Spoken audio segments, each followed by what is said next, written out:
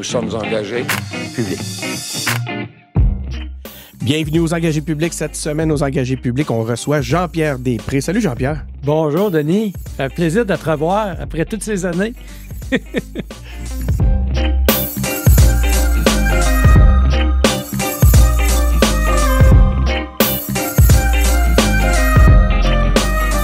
Donc oui, on reçoit Jean-Pierre Després. Vous avez compris que je connais déjà Jean-Pierre. Hein? Jean-Pierre, c'est vraiment incroyable de te revoir après 13 ans. Là, que, on s'était revus. Un petit peu vite, mais je veux dire, on a eu une période très intense de collaboration professionnelle où ton expertise, parce que moi, je suis juste une vieille bébite académique, j'étais un chercheur, fait que on a eu besoin de ton expertise à un moment donné pour communiquer. Ah, t'es gentil, mais c'est ça, c'est que j'ai connu Jean-Pierre dans un contexte professionnel. Donc, t'étais mon client. Je travaillais chez Neuron à l'époque, puis t'étais un de nos clients, puis moi, j'étais stratège attitré au dossier sur la chaire, sur le risque cardio-métabolique. Puis ça, on va avoir l'occasion d'en parler parce que là, je vais faire un profil un peu le tour, mais je veux commencer par expliquer au monde pourquoi on a le sourire comme ça puis qu'on est content de se retrouver, là, que il se passe quelque chose pour nous, pour moi surtout. En fait, je pense pour Jean-Pierre aussi, là, mais je veux dire, moi, c'est spécial parce que tu m'avais, dans le cadre du travail, je m'en souviens toute ma vie, je le raconte. Si je ne l'ai pas raconté 400 fois, je ne l'ai pas raconté une fois. Là, j'ai eu la chance encore de le compter la semaine passée. Je pense que je le raconte toutes les semaines depuis 13 ans. Le jour où Jean-Pierre Després, je suis en train de faire une présentation à la chaire sur le risque cardio-métabolique. Je suis devant tout le monde. Puis là, écoute, tout ça, c'est super le fun parce qu'on avait des projets stimulants. Puis on a Jean-Pierre, il me dit, tu passeras me voir après la réunion. Il dit, j'ai de quoi pour toi? Puis là, tu m'avais proposé d'aller faire le grand défi Pierre Lavoie pour un reportage à Radio-Canada. À Radio-Canada, à Découverte, oui, c'est ça. Ça a été un des moments les plus importants de ma vie, tout ça, là. Toute cette période-là, c'est des apprentissages à tous les niveaux, des apprentissages personnels, mais bien au-delà de l'expérience. Puis, c'est quoi, j'ai rencontré... écoute, je m'excuse, c'est débile, là, je veux dire, je reçois Jean-Pierre Després, puis c'est moi qui parle, là. Je vais inquiétez-vous pas. Non, mais tu as des choses à dire très importantes, justement, aux gens qui nous écoutent. Tu as des choses à dire bien... Parce que tu l'as vécu. Tu as vécu, finalement, les conversations qu'on a eues, puis on va en parler aujourd'hui, là. C'est ça que je vais avoir, ces conversations-là. J'appelle ça, moi, maintenant, parce que toi, tu as avancé dans la vie, ton expertise t'a amené quelque part. Puis moi, tu sais, je vais avoir 66 ans bientôt. Là. C'est ça, j'étais curieux. Puis là, il faut qu'il se passe quelque chose. Puis on va en parler aujourd'hui. Là. Puis donc, ce que tu peux apporter aux gens, c'est de dire, c'est qui Jean-Pierre Després? Puis c'est pas un gars, c'est pas un preacher, c'est pas un gars qui est moralisateur. C'est un gars qui peut nous donner une boîte à outils pour nous aider à faire la vie qu'on souhaite faire, mais pas à recevoir une leçon de morale, là, tu comprends? Mais juste avoir une boîte à outils, puis après ça, moi, j'ai confiance dans l'intelligence des gens. Ils en feront bien ce qu'ils veulent. Écoute, ça, c'est un des points, puis ce discours-là que tu as là, tu l'as toujours eu. Je m'en souviens, dès les premiers jours où on a eu à se parler, où tu as commencé à m'expliquer le risque cardio-métabolique, puis tout ça, c'était déjà présent, très présent, cet aspect-là. Puis je pense même qu'à un certain point, c'est... La stigmatisation, tu m'en as parlé juste avant qu'on rentre en oui, absolument. Est un de tes ennemis dans le cadre de ta mission. La stigmatisation, moi, tu sais, j'en ai ras-le-bol là, des leçons de morale où on dit vous êtes gros parce que vous mangez mal puis que vous êtes inactif. C'est pas du tout constructif. Je suis qui, moi, comme chercheur, pour dire ça aux gens? Voyons donc. La première chose que j'enseigne à mes étudiants, c'est avant de faire des recommandations aux gens, commencez donc par les connaître, par les écouter. Les personnes. Connaître les personnes. Mm-hmm. C'est quoi vos histoires de vie? C'est quoi que vous voulez faire dans la vie? Moi, quand je me fais accrocher à l'épicerie, puis les gens me disent, Docteur Després, je dois perdre du poids. Non, on n'est pas là. Moi, je ne vous connais pas, mais ça va me faire plaisir, par exemple, dans un premier temps, si vous voulez qu'on fasse notre épicerie ensemble, puis regardez pas ce que je mets dans mon panier, parce que moi aussi, des fois, il y en a des cochonneries. Mais moi, j'ai besoin de vous connaître. Voyons donc, je suis qui, moi, pour arriver avec des recettes toutes mâchouillées, toutes faites? Je t'ai jamais vu de privé. Tu sais, on a mangé ensemble régulièrement. Là. J'étais allé dans des repas, dans des soirées, puis tout. Puis j'ai jamais eu l'impression que j'étais avec quelqu'un qui regardait, faisait attention, checkait les assiettes des autres. j'ai jamais eu ce feeling-là. Mais là, attends, faut reprendre, on revient un peu, OK? J'étais en train d'expliquer. Jean-Pierre me dit, Denis, on va te perdre. En gros, c'est ça que ça voulait dire. Fais attention à ta santé. J'ai peut-être de quoi te proposer. Puis là, ben, on m'avait pris, moi, puis un groupe de sédentaires. Puis on était passé du mois d'avril au mois de juin en 4 mois. Une affaire, là, incroyable. Nous avions embarqué toute une équipe de chercheurs. Vous pouvez tout trouver ça sur YouTube, hein, une petite recherche rapide. Là, c'était dans le cadre de découverte avec Charles Tisser. Puis il nous avait amené là, de sédentaires à faire le grand défi Pierre Lavoie en équipe en 4 mois. C'était phénoménal. J'en reviens pas encore, je le saurais comme ça. J'ai été suivi par les meilleurs de toutes les spécialités au point de vue nutrition, cardio, je ne sais même pas comment appeler toutes ces spécialités-là. C'était une chance. Pas pour rien, je vous dis, tu sais, ça a été un moment absolument unique dans ma vie que tu te souviens parce que c'est... Puis je me souviens à l'époque, tu sais, puis je suis encore en problème de poids. Tu me diras comment il faut appeler ça. Moi, c'est ça. Moi, je dis que je t'obèse. Toi, tu m'arrêtes tout de suite. Non, c'est un mot que je veux plus que tu utilises. Bon, parfait, je l'utiliserai plus. Mais, puis tu sais, j'étais comme, non, ça me tentait pas tant que ça, mais je me suis dit, passer à côté de ça, ça aurait été un drame de ma vie. Puis tu vois, Denis, là, ça, il n'y a pas de plus beau témoignage. Regarde, tu parles de ça, là, puis il y a un gros sourire dans ton visage. Ah oui. Bon. Ça veut dire quoi? Tu as eu du fun. Tu sais, faire un petit... Moi, j'appelle ça un recalibrage de la façon dont on vit. Premièrement, il faut que ça soit le fun. Il faut que ça vienne de nous. Ça vienne d'une réflexion qu'on a eue sur je suis qui, moi? Qu'est-ce que j'aime? Qu'est-ce que j'aime pas? Puis qu'est-ce que je veux faire de ma vie? Puis comment je veux que ma vie se termine? Puis quand les gens m'approchent, justement, pour parler mode de vie, comme je te disais tout à l'heure, ben, je leur dis, ben, c'est quel genre de vie vous voulez avoir? Avant que moi, que je parle, là, c'est quoi vos aspirations dans la vie? Et là, souvent, c'est très déstabilisant parce que les gens ne sont pas prêts à me répondre. Réfléchissons ensemble. Moi, je n'ai pas de leçon à vous donner. Je vais vous écouter, par exemple. Puis après, là, en fonction de... après ça, ben là, on peut faire un plan, mais un plan... pas qui va correspondre à ce que Jean-Pierre Després voudrait que vous fassiez. C'est complètement impertinent, ça. Moi, je suis juste là avec des notions, par exemple, ouais, parce qu'on comprend comment le corps humain fonctionne puis comment il peut s'adapter si on fait des petites choses. Mais après ça, la boîte à outils, on va l'utiliser en fonction de ce qui vous tente de faire dans la vie. Là. Puis là, ça va marcher. On repart encore une fois. Parce qu'on va... Mais il y a une affaire quand même. Écoute, j'ai de la difficulté moi-même à garder un ordre, là, parce que je suis trop énervé. Premièrement, pour te dire à quel point je suis énervé, d'habitude, on met des écouteurs. Puis là, fait que là, tu sais, je m'assure que le son fonctionne. Inquiète pas, il fonctionne. Ça m'est arrivé une fois de faire une entrevue au complet avec Martine Biron. À la fin, pas de son. J'ai été un des moments les plus gênants de ma vie. Là ça marche, OK? Ben, même si on n'a pas les écouteurs. Mais j'étais trop énervé, on est parti sans écouteurs. J'avais trop hâte parce que je voulais capter le moment. Puis je voulais qu'on... Je voulais pas, tu sais. Je pense que tu as saisi que je suis très content de t'en voir. Oui, on a le gros, très content. On a du plaisir après-midi. Le gros smile dans la face. Mais c'est quoi? Un des plus gros apprentissages qui me reste, là, j'en ai plein, là, mais une des phrases là, que j'ai dû répéter le plus souvent dans tous ces moments-là que je te dis que depuis 13 ans, j'arrête pas d'en parler, c'est que l'exercice physique a des bienfaits dès le lendemain de ta première fois. Ah, tout à fait. Moi, ça, c'était un de mes bloquants de savoir, de dire on va voir les résultats dans 6 mois, c'est beaucoup d'efforts, ça me tente pas. Puis tu m'avais dit ça à l'époque, tu m'avais dit, Denis, tu vas voir les bénéfices demain, le lendemain de ton premier entraînement. Puis c'est vrai.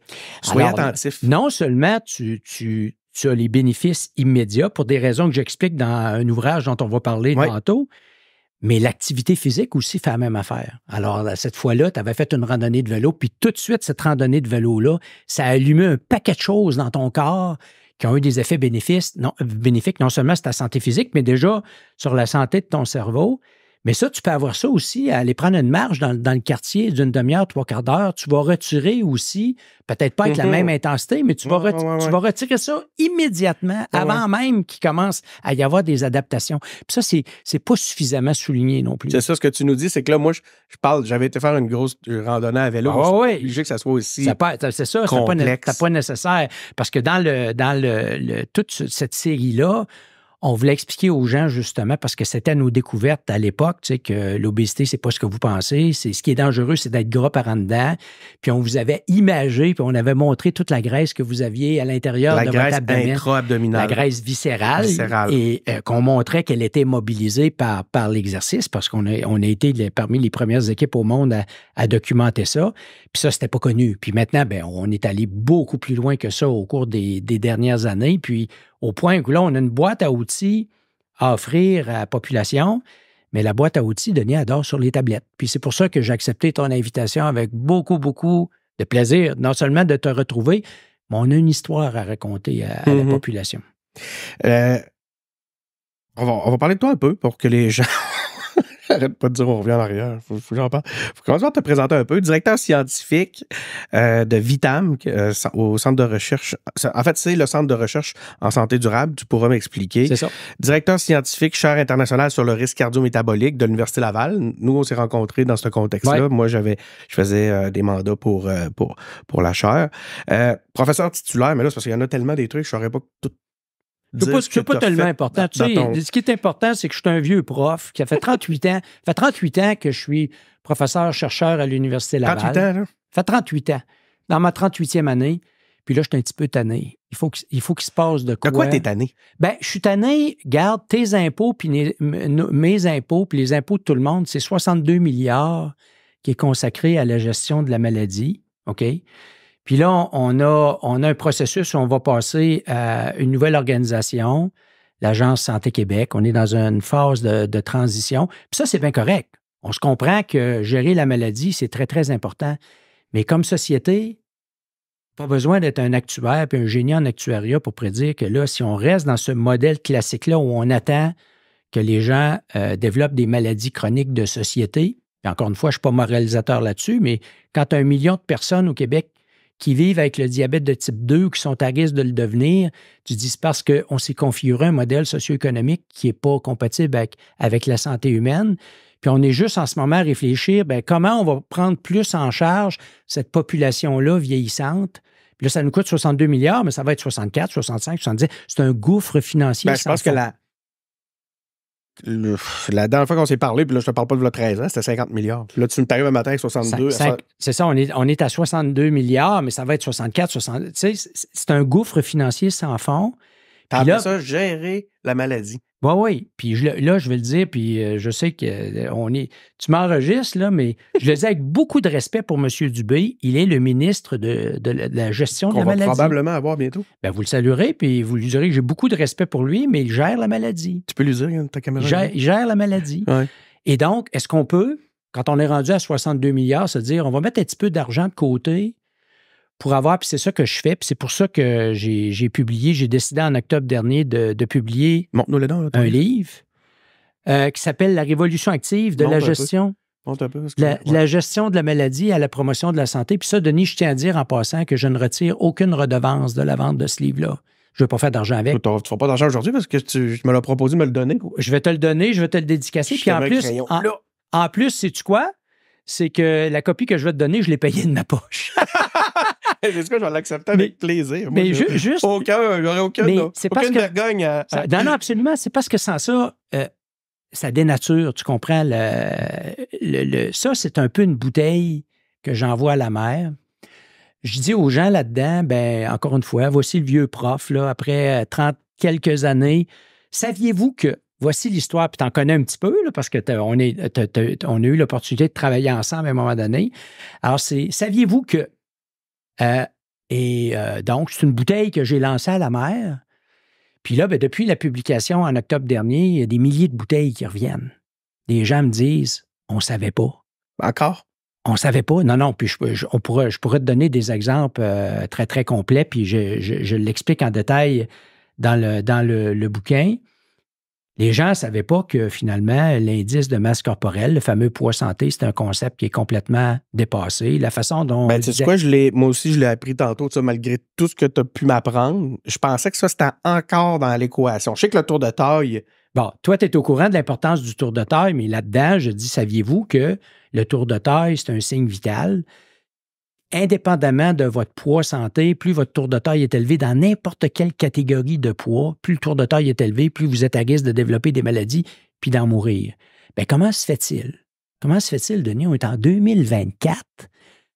Quand tu vas voir ton médecin de famille, c'est une minorité qui va mesurer le tour de taille. Voyons donc, comment se fait-il qu'on parle encore dans le système de la santé du poids puis de la perte de poids, puis qu'il n'y a pas une grande campagne nationale de la santé publique qui explique aux gens, vous devriez connaître votre chiffre, il ne faut pas que votre tour de taille augmente. Moi, ça fait 30 ans que je ne me pèse plus, mais 2 fois par mois, puis je l'explique dans le livre, il y a une page où je montre comment mesurer soi-même son tour de taille, parce qu'il y a de la science là-dessus, on peut très bien mesurer son tour de taille soi-même.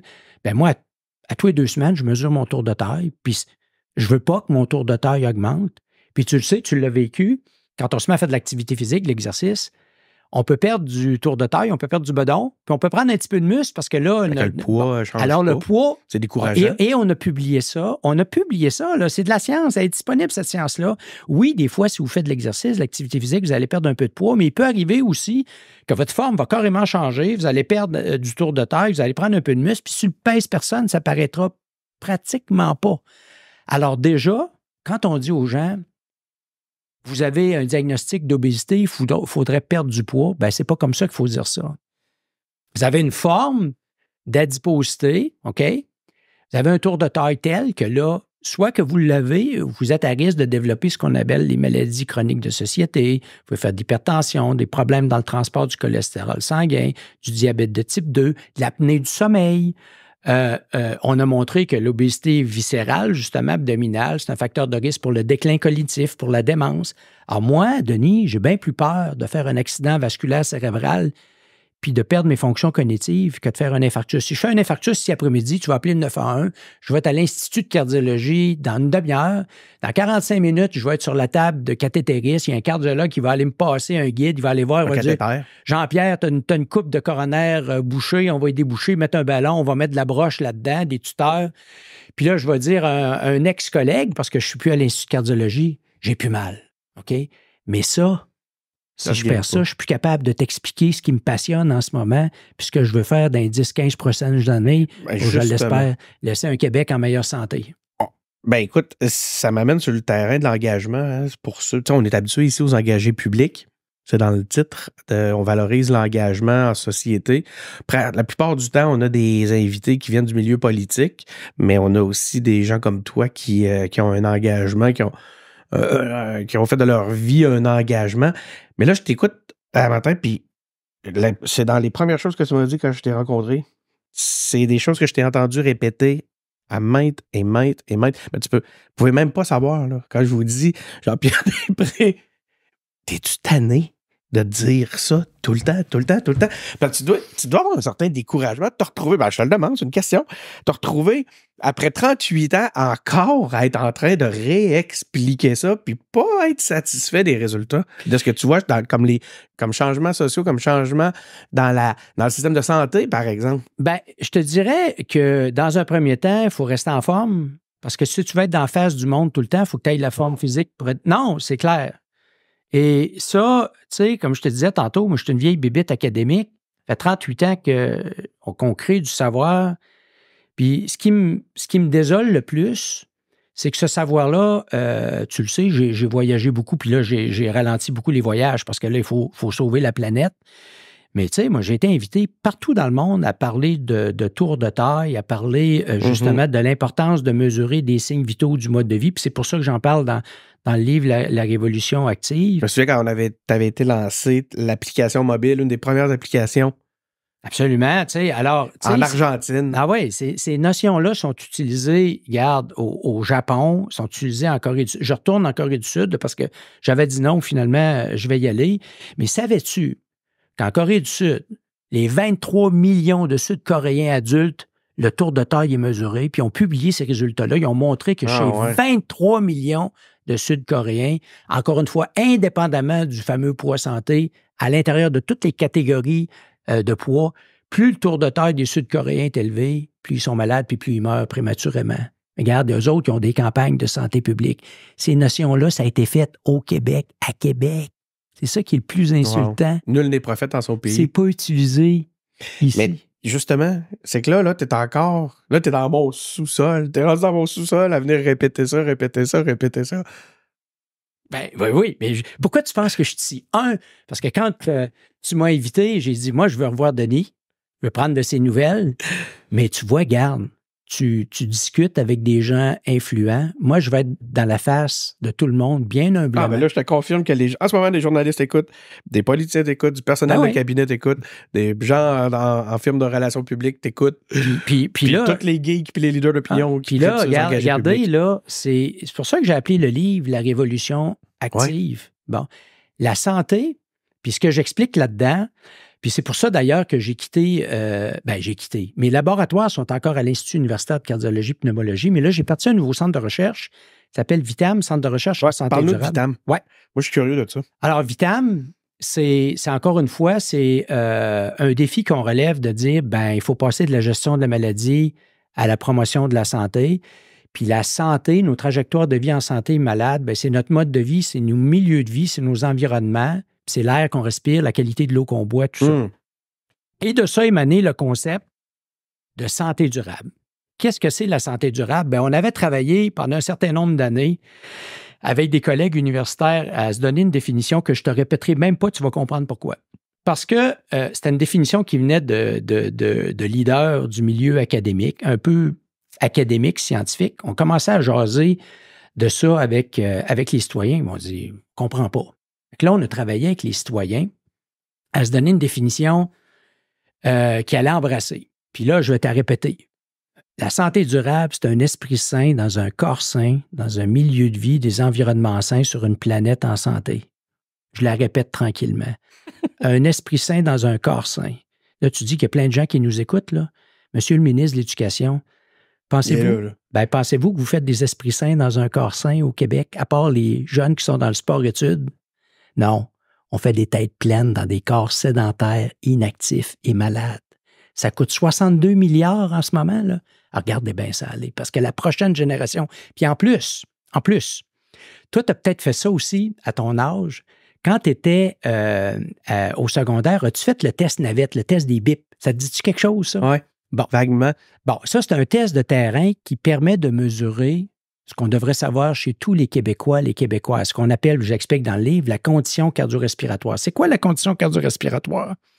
Je te mets sur un tapis roulant, là, puis je te fais juste marcher rapidement, OK? Je te fais pas courir.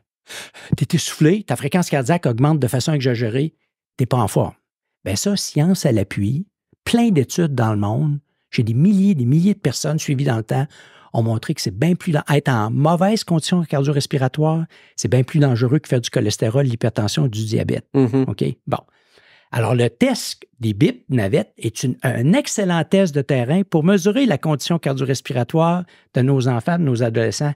Qu'est-ce qu'on fait de ces données-là au Québec? On les met à la poubelle. Je pense qu'on ne veut pas le savoir. Je pense qu'on ne veut pas le savoir.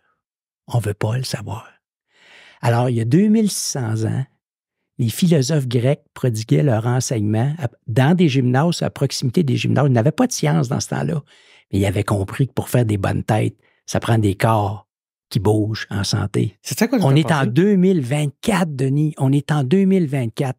Alors, regarde bien, puis j'aime pas utiliser le mot, là, je m'excuse à l'avance, les gens qui nous écoutent, je vais l'utiliser parce qu'il a été galvaudé, mais il y a un tsunami de maladies chroniques sociétales qui arrive, puis là, on n'est pas pire, pas mieux au Québec, là, c'est partout dans le monde, ouais. Partout dans le monde, parce que, regarde, on parle en ce moment du temps d'écran qui est rendu pathologique. Je vais t'en parler, j'ai de quoi là-dessus. Là, le temps d'écran, voyons donc, on va-tu avoir des polices de temps d'écran? Non, mais il y a une chose qu'on peut faire, par exemple. On peut s'assurer que nos jeunes ont du fun à bouger tous les jours, au moins 1 heure, vigoureusement, mais qui ont du fun, là. Fait ça veut dire que ceux-là qui n'ont pas des habiletés motrices puis qui ne sont pas bons, on s'assure qu'ils bougent. Parce qu'on ne parle pas des jeunes qui sont dans le sport-études. On parle de ceux-là qui ne bougent pas puis qui n'aiment pas ça bouger. Il faut que ça devienne le fun. J'ai entendu l'autre fois, puis là, je fais le lien direct parce que depuis tantôt, ça me fait penser. Quand je t'écoute nous parler de santé durable, je pense au concept des labs écoles. un peu.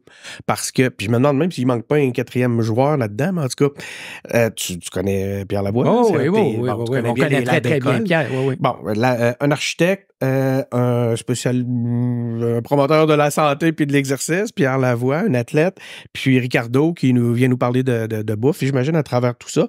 Mais peu importe leur concept de Lab École, le point est que, justement, il y a cette notion-là, je pense, un peu, justement, de travail transversal, puis 360 sur tous les aspects pour être d'une façon équilibrée pour atteindre une forme de santé. Puis l'environnement est un élément.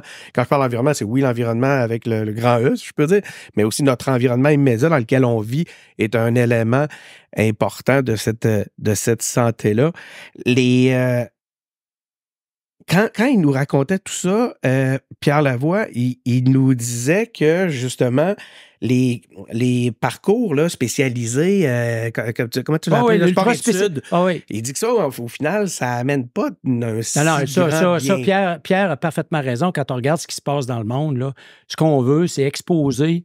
On veut des jeunes avec des corps qui bougent en santé, puis c'est de l'exposer à toutes sortes d'activités, toutes sortes de sports plutôt. Alors que nous, là, tu sais, là, il y a 12 ans, là, le kid, là, puis là, il va jouer dans la Ligue nationale. Fait que là, non. Fait qu'on s'en va vers, on construit comme des parcours qui vont se solder sur des impressions d'échecs.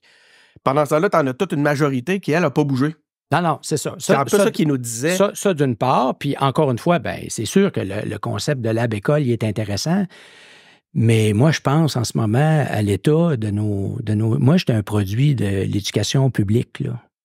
Mes parents n'avaient pas les moyens de m'envoyer à l'école privée. Là. J'étais allé à l'école publique. Mais à l'époque, moi, je suis vieux. Ce qui fait que quand je suis entré dans Polyvalente, chez nous, à Montmagny, elle était neuve. Oui.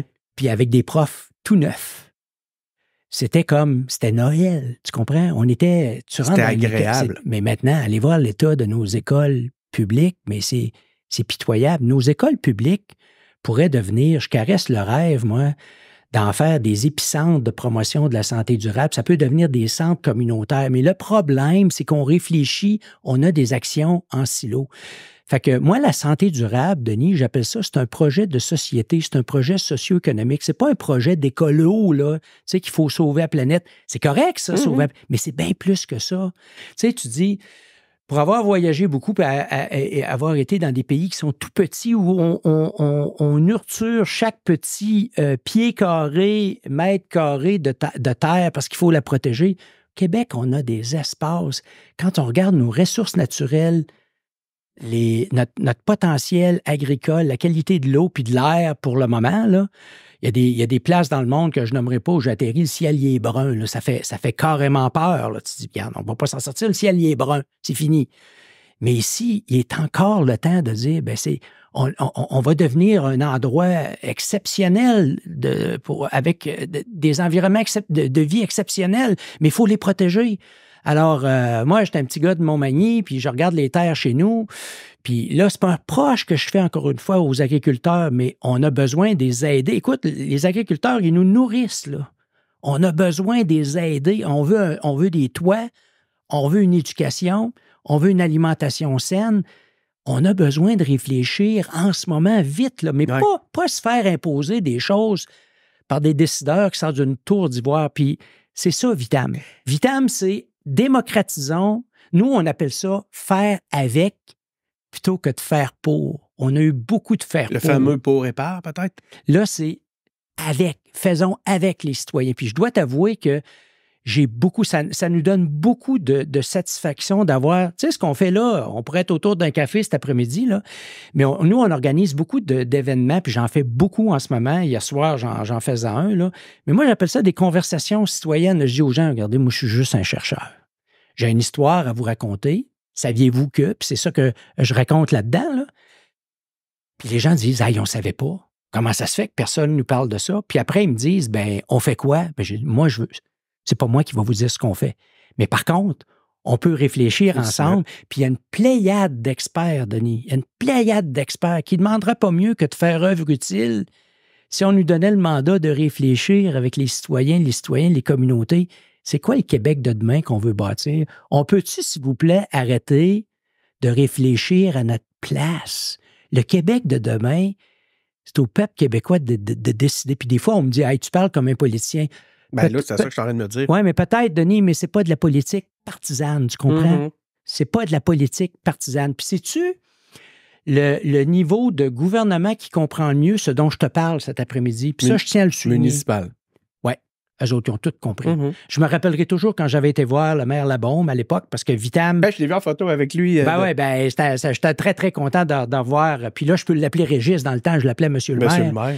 Mais c'était ça. Il est sociologue de formation. Il avait compris, Vitam, ça va être important. C'est important. Puis donc, on a tissé des liens très, très étroits avec la ville. Puis là, j'ai pas besoin de te dire qu'avec Bruno Marchand, c'est exposant 10, là. Il n'y a pas de meilleur ambassadeur de la santé durable. Il y a eu la gentillesse d'accepter plusieurs de nos invitations à venir parler de comment il voyait la santé durable. Écoute, il en parle d'une façon tellement éloquente. Il en parle même au niveau international. Là, je peux vous dire qu'il a fait des conférences. La beauté du Zoom, puis de Teams, puis tout ça, c'est qu'il a pu intervenir au niveau européen virtuellement, puis les gens sont, excuse l'expression, mais sont flabbergastés. On l'a reçu ici aux engagés publics. D'ailleurs, vous pouvez aller voir les 3 entrevues qu'on a faites avec Bruno Marchand. C'est disponible sur nos plateformes. Puis là, ce qui est en train de se passer, c'est qu'on a beaucoup de jeunes maires et mairesses au Québec qui comprennent parfaitement ce qu'on discute cet après-midi. Puis vous savez, là, déjà une première suggestion là, à nos gouvernements supérieurs, donner-leur donc quelques millions de dollars pour les aider à animer ces réflexions-là territoriales. On vient d'en faire une, nous. On a eu une subvention du ministre Fitzgibbons, petite subvention et du Fonds de la recherche du Québec en santé, surtout pour animer une réflexion qui a duré pendant 18 mois dans les MRC de Montmagny et Lillet, puis on avait le 6 Chaudière-Appalaches qui était impliqué là-dedans. Denis, ça a été extraordinaire. Ça a conduit, là, c'est historique cette affaire-là, le territoire a produit une déclaration d'engagement en santé durable. Et je souligne le mot, là, d'engagement. Pas une déclaration d'intention, une déclaration d'engagement, mais ça venait de tous les segments de la communauté. Alors, imagine, ça vient des citoyens, puis c'est spécifique à leur territoire. J'ai montré ça à mon directeur de la santé publique. Il dit, regarde, ça vient du peuple. C'est le peuple qui parle. Mais c'est de la santé publique. Tu verrais, là, je te partagerai, si tu veux, la déclaration d'engagement, puis ça parle de logement, ça parle de cohésion sociale, ça parle de système alimentaire. C'est ça, intéressant, ce que tu me disais tantôt, c'est que c'était comme une poupée russe que tu m'as fait une phrase, là. Tu disais un esprit sain dans un corps sain, jusqu'à... C'est ça. Ça l'a monté jusqu'à Alors, la santé durable, Denis, là, la santé durable, le problème, c'est que ça n'interpelle pas juste un ministère. En fait, ça interpelle le premier ministre du Québec. C'est un projet, monsieur le premier ministre, c'est un projet socio-économique. Alors, on a eu les barrages Hydro-Québec, là. Bon. Mais là, si on ne veut pas manquer, encore une fois, c'est cliché ce que je vais dire là, mais on doit se bâtir la nouvelle économie, le nouveau modèle socio-économique pour faire face aux enjeux, auxquels seront confrontés une vieille bébite comme moi de 66 ans bientôt, là. Je trouve ça pas pire jeune, je te dirais, mais continue. Mais tu sais, notre jeunesse, le Québec de demain. Écoute, Jean-Pierre, c'est drôle parce que je riais en t'écoutant parce que j'ai regardé du coin de l'œil l'horloge, ça fait 32 minutes déjà. Je n'ai pas posé encore une de mes questions qui est écrite là. mais je trouve ça quand même fascinant. Écoute, j'ai des frissons tellement que je trouve ça intéressant. Je pensais jamais, premièrement, que ça allait être aussi ancré dans un engagement public. C'est con, c'est le titre. Alors, comme dirait Molière, c'est all-in, moi, là. C'est all-in. Écoute, ça achève, ça achève. Mais je t'avais jamais entendu. Tu sais, j'ai entendu, je n'ai pas arrêté de le dire depuis tantôt que je t'ai entendu, puis je t'ai entendu même, puis je me disais, pauvre lui, il est obligé de se répéter depuis 38 ans. Mais là, non, là, il y a eu, je me rends compte qu'il y a 2-3 vitesses qui ont passé dans ton discours. Je t'avais jamais entendu, premièrement, aussi revendicateur, puis je t'avais jamais entendu avec une aussi importante urgence d'agir, communiquer une aussi importante importance. Ben, je vais t'expliquer pourquoi ma posture a changé. Parce que moi, dans la vie, j'ai fait ce qu'on m'a demandé de faire. Tu sais, t'es un professeur-chercheur, va chercher des subventions de recherche, publie dans les grands journaux de médecine, de sciences, puis la société va évoluer. OK? Mais là, c'est parce qu'on est 38 ans plus tard, il n'y a jamais eu autant de gens au Québec qui sont affligés de ces maladies chroniques de société-là que j'ai étudié toute ma vie. Fait que là, comme il disait dans le temps, Houston, we have a problem. Tu sais, ça va pas. Fait que là, je me suis dit, OK, qu'est-ce qui explique ça? Flanche ma fâche. Ben, pas fâché. Non. En fait, c'est pas fâché, mais là, on a besoin d'ajuster notre stratégie. Puis ma stratégie, c'est de dire, c'est pour ça que j'ai sauté à clôture, puis j'ai démarré Vitam, faire avec les citoyens. Je me dis, cette histoire-là, m'a raconté aux citoyens. Fait que ça, encore une fois, tu sais, c'est une bouteille que j'ai lancée à la mer. Mais là, il y a des milliers de bouteilles. Puis je sais, là, qu'après la jase qu'on a cet après-midi, il va y avoir des milliers de bouteilles de plus. C'est ça l'idée en ce moment. Moi, j'ai confiance dans l'intelligence du peuple québécois. On raconte l'histoire, puis tu m'entends cet après-midi, je leur dis pas quoi faire, hein? Tu m'entends? C'est on fait quoi? Ah, c'est pas à moi. Je suis juste un chercheur, moi, là, mais saviez-vous que... Puis là, ils me disent, on savait pas. Mais là, si on se met tous ensemble, un esprit sain dans un corps sain, dans un milieu de vie, des environnements sains, sur une planète en santé, tu sais, même les gens qui croient pas au réchauffement climatique, Denis, là, un esprit sain dans un corps sain, les papas, on va y chercher tout de suite parce qu'ils le savent. C'est pas ça qu'on fait en ce moment au Québec. On fait pas des esprits sains dans des corps sains. Comment tu as dit ça? Des têtes pleines dans des corps sédentaires? Des têtes pleines dans des corps inactifs, sédentaires, qui vont débuter leur vie d'adulte malade. Puis ça, c'est pas... Je dis pas ça pour faire du sensationnalisme. Non. C'est vrai. C'est la réalité. Et on l'adresse pas, là. On l'adresse pas du tout. Alors, ministère de l'Éducation, Monsieur le ministre, on fait quoi? Il y a urgence. Et là, dans toute la transformation qui est devant nous, là, une grosse gestion de transformation organisationnelle dans la santé, Christian Dubé a lancé ça. Jusqu'à quel point là, parce que avec tout ce que tu viens de m'amener, c'est est-ce que cette démarche-là aurait dû être une démarche où justement le citoyen et les chercheurs et autres auraient pu être plus consultés, mieux intégrés, mieux contribuer? Est-ce qu'il y aurait eu intérêt et tirer profit à faire une démarche participative? Ben, la réponse est oui, c'est clair. Mais d'une part, en ce moment, là, il y a des comités qui ont été mis en place, il y a des chantiers qui sont en place pour assurer la transition vers l'Agence Santé Québec. Puis là, il faut quand même reconnaître qu'il y a un volet responsabilité populationnelle puis implication citoyenne qui est abordé. Alors moi, pour le moment, on va faire confiance au processus. T'es pas impliqué là-dedans? Oui. Alors, on verra où ça va nous mener. Fait que pour le moment, on fait confiance au processus. C'est toi qui l'as amené, fait que je vais me permettre ma question. Ma première question est écrite. Est-ce que Jean-Pierre Després a des vues pour aller en politique? Non, pas du tout. Non, pas du tout. Tu serais pas utile, toi, en politique? Par contre, je vais te dire une chose, parce que j'ai eu ces discussions-là avec ma conjointe, puis on a fait allusion. Si j'avais 15 ans de moins, j'ai 66 ans, Denis. Ben là. Non, si j'avais 15 ans de moins, la réponse serait probablement oui. Si tu avais 15 ans de moins, tu aurais des petits-enfants, me semble, ou pas des enfants tout jeunes. Tu pourrais pas y aller. Non, là, là tu vois, là, j'ai un autre mandat à faire comme directeur de Vitam, centre de recherche, puis ça m'occupe beaucoup en ce moment. Non, mais attends, excuse-moi, je vais revenir là-dessus. 66 ans pour rentrer en politique, c'est régulier, là. C'est même, ça en prend des gens de cet âge-là. Puis je veux dire, en point de vue de l'énergie, on s'entend-tu que je pense que tout le monde a constaté que t'es pas pire. Il me semble que t'aurais l'énergie pour ça, mais... Non, trop vieux pour la fenêtre, non. La fenêtre, elle est fermée. Non, la fenêtre est fermée. Par contre, tu vois ce que je suis en train de faire en ce moment, là, puis donc, pour encore un bon 5-6 ans, là, je vais être profondément engagé. Les gens me demandent, allez-vous venir nous voir sur la Côte-Nord, en Gaspé, partout? Moi, je vais aller partout au Québec pour avoir... Puis en passant, tout ça, c'est gratuit là, parce que ça dénaturerait complètement dans les conférences que j'appelle les conversations citoyennes. Moi, je veux jaser avec le monde comme ça pour... Et le but de Vitam, c'est structurer cette écoute citoyenne-là. Y a-t-il une démarche, justement, structurée, une méthodologie avez-vous, comme par exemple, je sais pas moi, des forums en ligne, des façons de compiler l'information? Oui, à Vitam, on a une chaire de recherche en santé durable, déjà d'une part. Alors, tu connais le concept des chaires de recherche. Puis là aussi, on a énormément de discussions avec... Parce que, tu sais, dans le réseau de services de santé, on a des gens exceptionnels. Exceptionnels. Les PDG, tout ça, je les salue en passant. Là. Je salue mon PDG du CIUS de la capitale nationale. Puis dans les directions, il y a des gens exceptionnels. Maintenant, puis ça, moi, je peux le dire parce que je ne suis pas un d'entre eux. il faut leur laisser un peu de marge de manœuvre pour justement...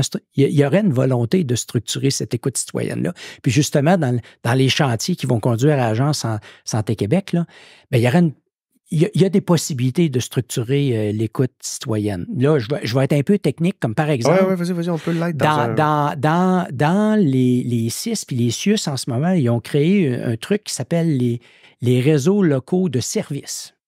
OK?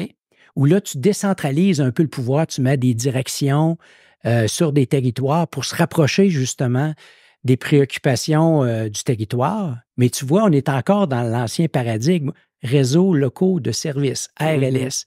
Moi, j'ai proposé que ça devienne, on garde le même acronyme, tu vas me voir venir, des réseaux locaux de santé. On ne change même pas l'acronyme. Puis là, on s'organise au niveau de ces régions-là avec une gouvernance décentralisée, de voir comment on peut structurer cette écoute citoyenne-là. Il y a vraiment, puis ça, je pense... Structurer l'écoute citoyenne. Structurer l'écoute citoyenne. Et je pense que là, il y a vraiment, avec ces réseaux locaux de santé-là, là, les gens des CIS puis des CIUS qui nous écoutent, là, puis chez nous, à l'interne, la réflexion est déjà très avancée à cet effet, parce qu'en passant, moi, tu sais, je suis un joueur d'équipe. Hein? Alors, Vitam est dans le CIUS de la Capitale-Nationale, puis je veux saluer tout le monde au CIUS de la Capitale-Nationale. Je porte le gilet, là. Je porte le gilet d'équipe avec fierté. Oui. D'ailleurs, tu es un grand fervent d'exercice. Tu es encore un gros tripeux de vélo comme tu l'es. On t'a vu en vélo dans différents reportages. Ben, tu sais, moi, tout le monde a ses enjeux de santé. Je peux te le partager. J'ai eu plusieurs commotions cérébrales. Alors, maintenant, je ne peux plus rouler en peloton en vélo. J'ai plus le droit de retomber. Tu es tombé à vélo suffisamment pour... Ben, pas à vélo. J'ai eu des chutes puis des accidents. Là, puis là, j'ai un cerveau extrêmement facile. Mais pour les gens qui nous écoutent en passant, là, justement, faire de l'exercice d'intensité modérée prolongée, c'est comme si je prenais des médicaments. Là, je me sens tellement mieux. Tu disais ça, d'ailleurs. Tu disais l'exercice physique est le médicament le plus puissant que l'on connaisse. Toi puis Dr. White, Dr. Blanc, je me souviens plus, on l'appelait White parce que Michel White, le cardiologue on l'appelait Monsieur Blanc. C'est ça. Mais ça doit être un petit deuil pour toi, ça, quand même, si tu dis qu'il faut que tu as levé le pied sur le vélo. Parce que moi, j'ai vu Jean-Pierre Després dans un reportage partir qui avait été ramassé par le camion balai parce que je sais pas pourquoi, ta roue, je sais pas quoi, puis que là, t'avais ton frère qui roulait, continuait à rouler, puis t'avais dit... non, c'est ça, tu vois, c'est un deuil. T'avais rattrapé le peloton, Christy, à vélo. Je fais plus le grand défi Pierre Lavoie à cause de ça. Là. OK, t'as arrêté ça. Mais je roule seul. Il faut que je roule seul parce qu'il faut pas que je tombe. Si je tombais, ça serait... Puis Dieu sait que j'ai besoin encore de ce qui me reste de vieux cailloux. Je pense que le Québec a besoin que tu aies ta tête, Jean-Pierre. OK, attends un peu. On va là. Il faudrait quasiment déjà que je pense à la fin. Tu sais. Je voulais faire un jeu avec toi parce que moi, il y a une affaire qui m'a toujours fait rire quand j'ai été dans nos différents échanges. C'est à tous les ans, on a été quand même quelques années là, à pouvoir interagir comme absolument. Ça. Puis à tous les ans, tu m'arrivais avec les... T'étais là, des fois j'arrivais, je sais pas, j'arrivais dans les ateliers de travail, puis t'étais là, t'as-tu fait la dernière? Puis là, tu me disais ça, puis là, tu disais là, le lait donne le cancer. Tu sais, à chaque année, il y en avait plusieurs. Puis là, tantôt, je me suis dit, on va en faire une couple avec lui. J'étais allé sur Internet quelques minutes à matin. Je vais aller voir les dernières nouvelles d'actualité sur la santé. Puis là, je vais lui demander, OK, on démystifie des mythes ensemble. OK, j'en ai une couple devant moi, puis je m'excuse, là, c'est comme nowhere, là, on change de discours, mais c'est parce que celle-là, je voulais le faire avec toi, OK? Le pain fait grossir. Vrai ou faux? C'est bon du pain. Moi, si tu m'enlèves le pain de mon alimentation, Denis, je suis plus ton ami. Non, c'est parce que, regarde, je l'explique dans le livre, j'ai en passant, là, encore une fois, là, je fais pas une scène avec ça, OK? Mais j'ai tout un chapitre sur la nutrition. Moi, j'ai une vie, je travaille, c'est pas du travail, mais je travaille 60 heures par semaine, OK? Le guide alimentaire canadien, c'est beau comme référence. Guide alimentaire canadien, voyons. On a entendu ça d'affaires. Non, c'est parce que là, je me rappellerai toujours. Comme s'il y avait une orientation commerciale à un moment donné qu'on disait. J'avais eu un téléphone d'un cardiologue de New York qui m'avait dit, là, docteur Després, moi, j'ai pas de temps, j'ai 2 minutes là, pour parler de nutrition avec mes patients. Comment on peut évaluer très, très rapidement, successivement, la qualité nutritionnelle. Puis les grands experts de la nutrition, parce que moi, je ne suis pas un expert de la nutrition, mais par contre, j'ai des chums partout dans le monde qui sont des grands experts de la nutrition, incluant mon collègue et ami Benoît Lamarche qui dirige le Centre Nutrition Société à Québec. Puis là, on s'est rendu compte que, tu sais, justement, tomber dans la micro-gestion de l'alimentation. Ah, mais là, t'as peu, j'en ai plein d'autres. Non, c'est pas ça. Ce que tu as besoin de dire, puis je l'explique dans le livre. Mon étude préférée, c'est une étude qui est parue dans le New England Journal of Medicine, faite par un cardiologue américain, que dans 3 cohortes, là, les 2 cohortes d'infirmières puis une cohorte de médecins qui ont été suivis dans le temps, puis il regardait les aliments, puis c'est illustré dans mon livre, les aliments qui faisaient grossir sur 4 ans, puis les aliments qui faisaient perdre du poids. Puis quand je monte cette diapo-là dans mes conférences grand public, ça se met à pouffer de rire dans la salle. OK? Ceux qui font grossir, les chips, les frites, les charcuteries, les gâteaux, tout ce qui contient beaucoup, beaucoup de sucre, puis les boissons sucrées. OK? Puis ce qui fait maigrir, les fruits, les légumes, les noix, les amandes. Regarde, donc, ça peut être très simple, manger un petit peu mieux. Ça ne veut pas dire que là, il faut arrêter de manger de la poutine. Faut plus c'est vrai manger que ça devient compliqué quand tu te fais garrocher tout de suite. Mais non, mais... OK, attends, je vais te nommer, OK? Le pain fait grossir. Le jus de citron fait maigrir. L'huile d'olive est moins grasse que les autres huiles. Le mélange de café et de lait est mauvais pour la santé. Le régime méditerranéen est la clé pour une meilleure santé cardiovasculaire. Pour protéger son cœur, il faut manger à la bonne heure. La viande donne le cancer. Les chips rendent aveugles les sourds. J'avais ça à matin. Sur Internet. Attends, je l'ai fini. Ils me font trop rire. Consommer des fibres diminue l'hypertension artérielle et un régime alimentaire pourrait aider les personnes atteintes de maladies mentales. Tantôt, tu as parlé de santé mentale. Non, mais on rit. Mais c'est parce que c'est tellement facile de faire un article là, où tu pointes le doigt sur un élément de ton alimentation. C'est ça qui nous mêle tout. Alors que tu es bien mieux de dire, puis c'est ce qu'on fait, nous, puis c'est ce que j'explique dans le livre. Alors, regarde globalement ton alimentation, puis c'est ce que les grands experts de la nutrition disent. Garde ça, c'est pas très compatible avec la santé. Puis c'est le deal que je fais avec les gens quand j'ai ces conversations-là, puis c'est le deal que j'aurai avec toi. Moi, je t'entendais l'autre fois. On peut-tu en manger un petit peu moins? Puis ce qui est bon pour la santé, en manger un petit peu plus. Mais tu gardes tes plaisirs dans la vie. Moi, je suis une bébite à sucre. Ah, c'est une bébite à sucre. C'est incroyable. Alors moi, je le sais, OK, j'aime ça le sucre, mais il faut que je me limite, puis il y a des choses que je remplace, puis tu sais, ça va faire le travail. Puis ça, ben, tu peux le faire à la pièce. Puis il y a des études qui ont été faites, on appelle ça des études de substitution. C'est un peu la nutrition à la carte en fonction, moi je dirais, Denis, c'est quoi que tu aimes manger dans la vie? Puis là, on regarderait, ben ça, j'en mange beaucoup. Puis là, je dirais, ben Denis, ça, si t'en manges beaucoup, tu te donnes pas de chance. Mm-hmm. Peux-tu juste diminuer ça de 50 %? Tu sais, par exemple, quelqu'un qui prend, je sais pas, 3 boissons gazeuses par jour. Tu sais, tu pensais le nombre de cubes de sucre que tu prends. Ben là, tu dis, on va pas éliminer ça. Moi, peux-tu en prendre une par jour? Alors, ben ça, je peux faire ça. Mais tu sais, si tu commences à dire aux gens, c'est fini.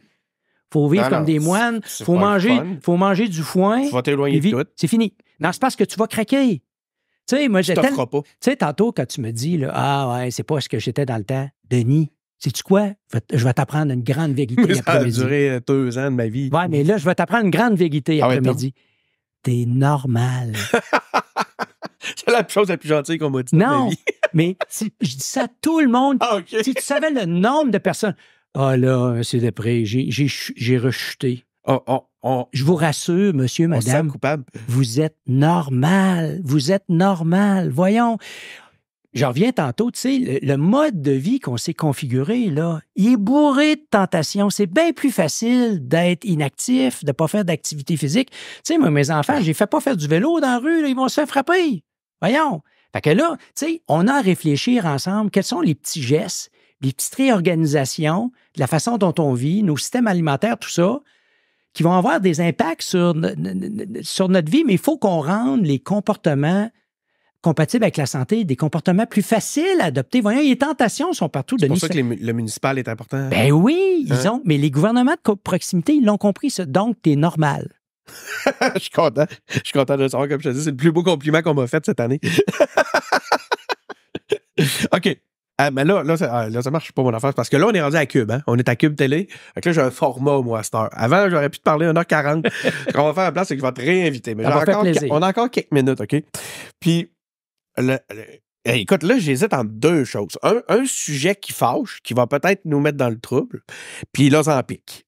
Non, puis toute cette gamme-là. J'en ai un autre. L'autre sujet, c'est l'Ozempic. Mais le problème, le sujet qui peut nous mettre dans le trouble, c'est toute j'aimerais avoir ton point de vue sur le mouvement sur la grossophobie et l'acceptation corporelle. Est-ce que c'est en contradiction avec un discours sur la prévention, sur le combat à combat, en tout cas, tu comprends, la prévention à l'obésité? Absolument pas. Si tu savais le nombre de personnes qui sont stigmatisées parce qu'ils se sont fait dire qu'ils étaient obèses, premièrement, je déteste l'adjectif. Ah, t'as commencé de même tantôt. Puis quand ils m'entendent, après, ils disent, ben là, wow, là, on est ailleurs. Fait que tu ne te fais pas accuser de grossophobie dans tes discours? Ben dans un premier temps, mettez-moi pas des paroles dans la bouche. Ouais. Venez m'écouter dans un premier temps. Vous allez voir. Ça, vous allez voir. Parce que, vous savez, là, une personne qui a un indice de masse corporelle, par exemple, à 50, qui pèse, je sais pas moi, 150 kilos, OK? Cette personne-là, là, elle reçoit des signaux dans son cerveau qui lui disent « j'ai faim. J'ai faim, j'ai faim. » Avant d'y donner des leçons de morale, là, on peut-tu comprendre ce qu'elle est, ce qu'elle a vécu? Comprends? Mm-hmm. Et on ne fait pas ça en ce moment. On dit « Ah, t'es gros, t'es grosse, perds du poids, puis ça va aller mieux. » C'est complètement dépassé, ce message-là. Moi, ces gens-là, dans un premier temps, si tu savais le nombre de témoignages que j'ai, je reçois des... Hier, j'ai fait une conférence, là, il y avait plus de 600 personnes qui écoutaient, puis il y en avait plusieurs là-dedans qui étaient stigmatisés, qui avaient cette perception-là. Puis après la conférence, je recevais des messages, puis ben merci, là, c'est... Tu sais, tantôt, quand tu me dis quelque chose, je te dis, arrête de dire ça. Je vais vous dire ce que j'ai dit, c'est quand Jean-Pierre est arrivé, moi, parce que là, Jean-Pierre, il m'a amené, comme je le racontais tantôt, à une affaire incroyable dans ma vie, puis ils m'ont pris de sédentaire, puis ils m'ont amené à un poids santé, puis écoute, j'étais puissant sur mon vélo, je m'en souviens, là. Ah oui, t'étais bon. Non, mais je veux dire, c'est pas pour me lancer des fleurs, c'est que je me souviens que même, après tout ça, quand la poussière est retombée, puis il restait juste Denis Martel puis son vélo, là, je me souviens, là, j'attaquais la côte de l'aéroport, là, tu sais, j'entendais mes pneus tordre, là, tu sais, j'avais du fun. Écoute, je vis plus ça, puis c'est pour ça que je filais mal, mais hey, là, Jean-Pierre s'en vient, j'ai perdu un peu toute cette puissance-là, même j'ai perdu mon poids santé, disons-le de même. Fait que c'est pour ça que je te disais ça, j'avais peur d'être, je me sentais mal. Je t'ai dit tout de suite, je voulais pas être jugé. Arrête de dire ça, puis je t'ai dit, hein, t'es normal, t'es une personne normale. Puis là, t'es pris dans le tourbillon de la vie. Écoute, t'as une vie professionnelle excitante, là. Oui. Non, mais c'est vrai. C'est peut-être l'équilibre, moi, dans mon cas. Non, mais c'est prenant. Puis après, ben là, si tu veux qu'on ait des jases à un moment donné, ça va être beaucoup plus. Ben comment ça va, Denis? Puis raconte-moi ta vie. Puis, tu sais, après ça, on se met en mode...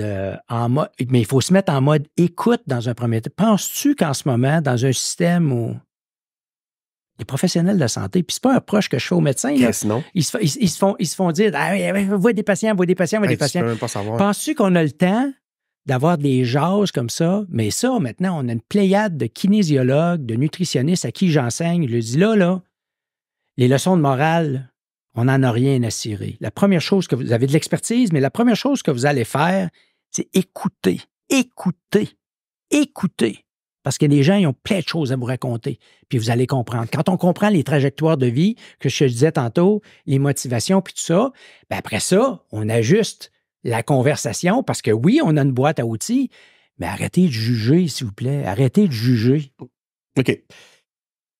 Tout le monde va vouloir le savoir. L'Ozempic, qu'est-ce qu'on fait avec ça? Ouais, ben, on apprend-tu ou on n'apprend pas? Ben, j'en ai parlé beaucoup de l'Ozempic. Là, j'ai lu un de tes billets là-dessus. Bon, alors la première chose qu'il faut expliquer, là, c'est que moi, quand j'ai fait mes études, il y a très longtemps, ce qu'on apprenait dans nos cours de physiologie puis de métabolisme, c'est que l'intestin, là, je vais utiliser des images pour que ça soit coloré, ben, c'est un sac à poubelle, il y a des enzymes là-dedans qui dégradent les aliments qu'on mange, puis l'énergie rentre, puis c'est absorbé puis utilisé par les cellules, OK? Là, ce qu'on a découvert, ce qui est remarquable, c'est un médecin spécialiste de Toronto, Dan Drucker, qui a fait cette découverte-là, c'est que notre intestin, c'est un organe endocrinien qui sécrète des petites molécules qu'on appelle des incrétines. Puis après un repas, tu sécrètes ces incrétines-là, puis ces incrétines-là, ils vont stimuler l'action de l'insuline. Fait que là, c'est un peu comme si tu t'entraînais légèrement, là, tu sais, c'est quelqu'un qui est en forme. Ça va favoriser l'entrée du glucose dans les cellules. Donc, mais ce qu'on a trouvé, c'est que les gens qui avaient un diabète de type 2, cette production de petites molécules-là, d'incrétines, était affaissée. OK? Et donc, ce que l'industrie a fait, je comprends. ce que l'industrie a fait, c'est de développer des analogues chimiques de ces petites incrétines-là, mais qui étaient stables. Parce que ces incrétines-là, produits par ton intestin, sont dégradés en 5 minutes, OK? Mais là, la beauté de ces molécules-là, comme le sémaglutide, qui est l'Ozempic, mais il y en a d'autres, là, c'est qu'ils sont dégradés. L'Ozempic, entre autres, il est dégradé, la demi-vie, c'est 1 semaine. Fait que la personne se pique pendant 1 semaine, puis là, tu te retrouves avec des niveaux très élevés d'un analogue qui a les mêmes propriétés que ces incrétines-là. Puis là, ce qu'on a vu, c'est que ça améliorait énormément le diabète. Ça baissait énormément la glycémie parce que ça améliorait l'action de l'insuline. Mais la découverte que les chercheurs ont fait aussi, c'est que ça ralentissait la motilité de l'estomac, tu digères moins vite, et ça s'en va chatouiller des régions dans ton cerveau. Tu n'as plus faim. Et c'est ce qui explique le fait que les gens qui se traitent à l'Ozempic, ils ont mal au cœur, ils ont de la nausée, ils ne mangent plus. Fait que finalement, ils perdent du poids. Alors, la question se pose, puis là, on a des études cliniques qui ont été réalisées chez des dizaines de milliers de patients. Hey, ça améliore le diabète. Puis là, ce qu'on avait observé, parce que le fait que les gens ne mangeaient plus puis avaient la nausée, ils perdaient du poids. OK? Alors, chez les patients qui ont un diabète de type 2, puis qu'on a de la misère à les contrôler, là, c'est une percée, c'est une révolution. Là. Puis, Ozempic, c'est une molécule, mais il va en avoir d'autres. Il y en a plein d'autres. On entend déjà parler de pléiades d'autres, mais c'est toute la même famille. Okay? Mais pour ceux qui n'ont pas le diabète, on fait quoi? Alors maintenant, justement. On va-tu en demander ou on dit non quand ça va offrir? Non. Puis encore une fois, moi, je ne porte pas un jugement moral là-dessus parce que la découverte scientifique est là. Pour la santé. Puis, on va y arriver, là. Tu comprends? Je veux pas te répondre à ça en 10 secondes, malheureusement.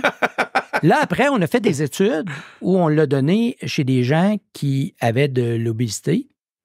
Puis là, on s'est rendu compte, puis encore une fois, même principe, même mécanisme d'action, là, les patients, ils ont mal au cœur, ils ont de la nausée, ils mangent moins, puis ils perdent du poids.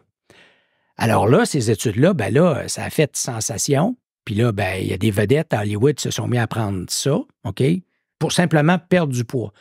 Puis je pose même pas un jugement moral là-dessus, là, OK? Là, on a fait des études aussi chez des patients qui étaient cardiaques puis qui avaient de l'obésité. Puis quand on donne cette molécule-là, même chose, les patients ont perdu du poids. Puis là, on s'est rendu compte, ça réduit le risque. Chez les gens qui sont cardiaques, ça réduit le risque de faire un autre accident cardiaque. Fait que tu vois que c'est extrêmement prometteur.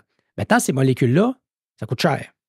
Alors maintenant, si toi, tu veux prendre cette molécule-là pour des motifs de santé, là, avant, moi, puis des collègues américains ont dit, tu sais, si tu as, par exemple, 35 ans, vas-tu prendre Ozempic 30 ans? 35 ans? Parce que tu ne peux pas arrêter après. C'est parce que si tu arrêtes, puis là, les études l'ont montré, tu reviens à la même place, là, tu sais. Automatiquement, systématiquement. Oui, à moins que tu aies changé ton style de vie. C'est ça. Là, j'ai des collègues avec lesquels je collabore aux États-Unis. Là, celui qui a fait l'étude tantôt qui disait que les chips, c'est le même cardiologue qui a publié un article très intéressant dans le journal de l'Association médicale américaine. Il pense comme moi, là. Ce sont des percées scientifiques spectaculaires. Maintenant, il faut réfléchir à une utilisation intelligente de ces molécules-là plutôt que de dire, tu peux pas mettre... Recette miracle. Tu peux pas mettre 1,5 million de Québécois, de Québécoises sur l'Ozempic. Parce que de toute façon, on n'a aucune espèce d'idée de si tu le prends sur 30 ans, imagine, si tu as 35 ans et tu te mets sur l'Ozempic, vas-tu le prendre toute ta vie? Donc, c'est vraiment des percées scientifiques extrêmement intéressantes. Maintenant, le défi, c'est de se donner des bons arbres décisionnels, tu sais, pour qu'ils soient utilisés. Puis, encore une fois, je ne porte pas un jugement moral, là. Tu m'as entendu tantôt, là. Je n'ai pas un discours moralisateur. Mais une fois qu'on a expliqué ces choses-là, il faut réfléchir, par exemple, avec nos autorités de santé. Si vous remboursez l'Ozempic, remboursez-le pour des motifs de santé, pas pour des pertes de poids purement esthétiques, pour avoir fière allure dans le maillot de bain l'été. Là, on est ailleurs. Je pense que dans ton billet que j'ai lu, dans ton article que je pense que c'est dans le Journal de Québec, ce que tu préconisais, c'était une vision un peu plus, comment dire, voyons, c'est quoi le terme qu'on utilise, là, en tout cas, qui intègre aussi le style de vie, c'est pas seulement le médicament. T'as vu, regarde, tu peux même en témoigner. Holistique. Regarde, tu peux même en témoigner toi-même dans le reportage des découvertes. C'est ça qui s'est passé. Ça a eu les effets de l'Ozempic chez toi. Ah oui. Sauf qu'on t'a mis en forme, par exemple, tu comprends? Ah oui. Alors, c'est ça que je dis. Imaginez, là, quand on regardait ce que ça coûte l'Ozempic par année, nous, on a fait des interventions où des gens comme toi, maintenant, ont été rencontrer un kinésiologue puis une nutritionniste une fois par mois pendant 1 an. Les tours de taille ont diminué. Ont diminué autant que l'Ozempic, là. Autant. Comment tu as dit ça? Une fois par mois pendant? Ah oui, pendant 1 an. Donc, une consultation régulière? Ah oui, mais là, encore une fois, c'est parce que c'est des consultations, on ne va pas te dire, ben là, M. Martel, il faut faire ça. Non. Tu as compris le principe. Moi, je voudrais avoir une... Non, on commence par écouter. C'est quoi, on veut s'en aller où, puis tout ça, puis tout ça. Je vais le faire. Puis là, ce qu'on a trouvé, encore une fois, c'est que nos résultats sont comparables à l'Ozempic, là, sauf que le bonus que l'Ozempic ne te donnera pas, c'est une bonne condition cardio-respiratoire, tu comprends? Ouais. Et donc, con, j'ai même pas mais sais-tu ce qu'on s'est fait dire? Ben là, on ne peut pas appliquer ça en clinique, ça coûte trop cher, ça va coûter 1 000 $ par année. Mais ça coûte combien par année? Les soignés. Ça coûte combien par année? Je ne sais pas, c'est cher. Beaucoup plus que ça. C'est pas couvert? Beaucoup plus que ça. Tu sais, on est dans les milliers de dollars par année. Là. Ça fait que de dire, ben, c'est 2 poids, 2 mesures, tu sais. C'est parce qu'il faut arrêter de dire aux gens, vous devriez manger mieux, bouger plus. La science nous dit que ça ne marche pas. On a des professionnels compétents, puis j'ai beaucoup de respect pour les médecins, là, puis les infirmières, mais on a des kinésiologues, on a des nutritionnistes. Ils sont formés pour ça. Maintenant, on a besoin, c'est pas avoir une nutritionniste une fois par année, puis de voir un kinésiologue une fois par année qui va donner des bénéfices. Jean-Pierre, je te remercie. On a déjà dépassé le temps. Il va falloir de quoi dealer avec les gens à la mise en onde à TVA, mais on va pas le faire. On va chez Cube, je voulais dire, pas à TVA, chez Cube, mais on va le faire parce que l'intégrale de ce qu'on vient de se dire, et je trouve ça absolument fascinant. Tu vois, il faudrait que tu repasses. Ça va me faire plaisir parce que, encore une fois, comme je fais pas une scène avec... Parle-nous-en, là. Ben, on a besoin de... T'as compris tantôt... Où on peut se le procurer, ce livre-là? Il est partout en ligne, il est partout, toutes les grandes librairies, Renaud-Bré, Archambault, partout. Là, tu vas me faire absolument. Mais t'as compris aussi que au-delà du plaisir que j'ai à te rencontrer cet après-midi, il faut que ça se sache. Ouais. On a une révolution active à partir ensemble. Levons-nous collectivement, puis c'est ça. Bâtissons le Québec de demain qui va être en forme et en santé. Ben, merci beaucoup, Jean-Pierre, d'être venu nous parler de tout ça. Ça me fait plaisir, Denis. Merci beaucoup aussi à vous qui êtes à la maison. Je pense que vous n'avez pas vu le temps passer un peu comme moi. Là. C'était un flow roulant. Des entrevues comme celle-là, on en a plusieurs sur toutes nos plateformes. Vous connaissez nos plateformes. YouTube, Apple Podcasts, Google Podcasts, Spotify. On est sur Facebook, on est sur Amazon, on est partout. Mais on est aussi sur des plateformes québécoises. On est distribué à l'audio sur Cube. On est aussi en direct à Cube Radio le week-end. Et on est aussi à Cube Télé les samedis matins à 8h et les dimanches à 15h. Donc, vous le savez maintenant, puis vous pouvez faire du rattrapage, aller écouter toutes nos autres entrevues, nos autres épisodes. C'est Denis Martel qui est au micro. Encore une fois, je te salue, Jean-Pierre, je te remercie. C'est vraiment très apprécié. Un grand plaisir, Denis, un grand plaisir. Et on se retrouve pour un prochain épisode.